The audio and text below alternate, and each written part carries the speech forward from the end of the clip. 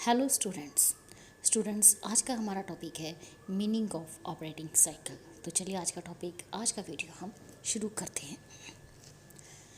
We know that a firm should aim at maximising the wealth of the shareholders. तो students, कोई भी firm होती है जो उनका मेन एम होता है वो यही होता है कि वो अपने शेयर होल्डर्स की वेल्थ को ज़्यादा से ज़्यादा करें। To achieve this object, it should earn a steady return from its operations. तो अगर कोई भी फर्म अपने शेयर होल्डर्स की वेल्थ को मैक्सिमाइज़ करना चाहती है, ज़्यादा से ज़्यादा करना चाहती है, तो ये इसके लिए ज़रूरी होता है कि उन्हें एक स्टेडी रिटर्न अपने ऑपरेशन से मिलना चाहिए। जो भी वो बिज़नेस करते हैं उनसे उन्हें एक अच्छी रिटर्न मिलनी चाहिए। To do this, the firm must invest enough funds in the current assets for generating sales. तो ये सब करने के लिए फर्म को चाहिए कि वो ज़्यादा से ज़्यादा जो फंड्स है अपने करंट एसेट्स में इन्वेस्ट करें ताकि वहाँ से उन्हें सेल्स जनरेट हो। Current assets are needed because sales do not convert into cash immediately. Current assets की हमें ज़रूरत क्यों होती है? करंट एसेट की ज़रूरत इसलिए होती है क्योंकि जो हमारी सेल्स है हम उसे कैश में इमीडिएटली कन्वर्ट नहीं कर सकते। There is always an operating cycle involve in conversion of sales into cash. तो यहाँ पर एक ऑपरेटिंग साइकिल हमेशा इन्वॉल्व रहता है कि जब हमारी सेल्स कन्वर्ट होती है कैश में तो उस दौरान ये ऑपरेटिंग साइकिल जो होता है वो इन्वॉल्व होता है। अब क्वेश्चन आता है कि ऑपरेटिंग साइकिल होता क्या है? Conversion of sales into cash, ये सब किस तरह से होता है, क्यों हम इसे ऑपरेटिंग साइकिल कहते हैं? Meaning of operating cycle. Operating cycle is the time duration to convert sales into cash. तो ऑपरेटिंग साइकिल क्या होता है? एक टाइम ड्यूरेशन होता है जिसमें कि आपकी जो सेल्स हैं जब तक कि वो कन्वर्ट नहीं होती कैश में, तो उस टाइम पीरियड को हम बोलते हैं operating cycle. The operating cycle of A company involves 3 phases. तो किसी भी कंपनी का जो ऑपरेटिंग साइकिल होता है वो उसमें 3 फेजेस इन्वॉल्व होते हैं। Number 1 is acquisition of resources such as raw materials, labour, power, fuel etcetera.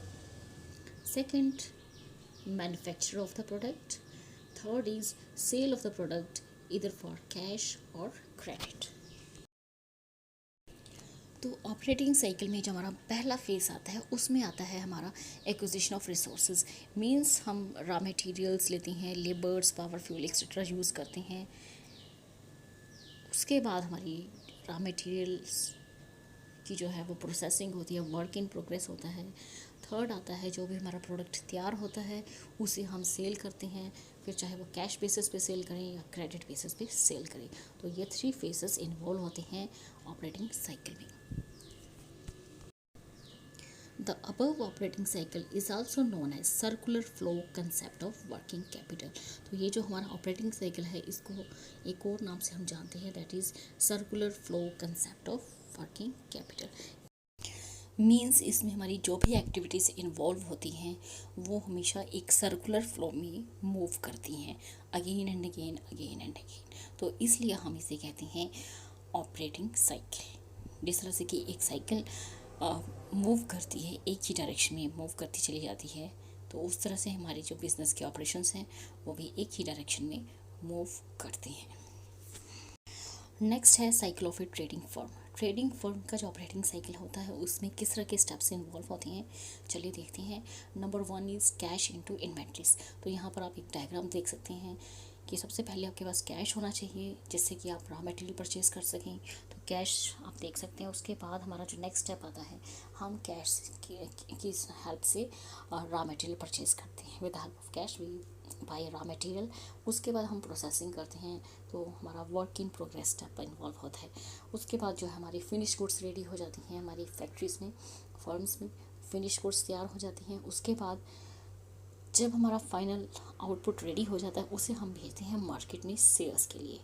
तो सेल्स से हमारे जो होते हैं डेटर्स जनरेट करते हैं, या तो हमारी सेल कैश बेसिस पे हो सकती है या क्रेडिट बेसिस पे हो सकती है।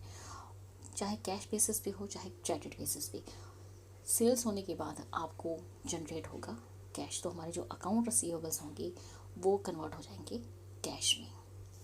तो ये है हमारा operating cycle of a trading firms. तो यहाँ पे आप नंबर 2 देख सकते हैं, inventories into account receivable and account receivable into cash.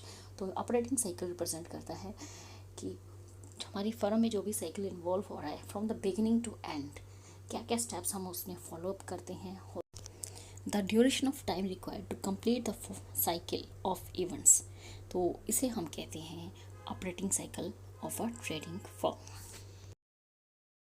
तो स्टूडेंट्स, ये था हमारा आज का टॉपिक। इस वीडियो में इतना ही। अगर आप हमारे चैनल पर नए हैं तो प्लीज़ हमारे चैनल को सब्सक्राइब कीजिए और साथ ही हमारे वीडियो को ज़्यादा से ज़्यादा लाइक, शेयर एंड कमेंट कीजिए। Thank you, thanks for watching.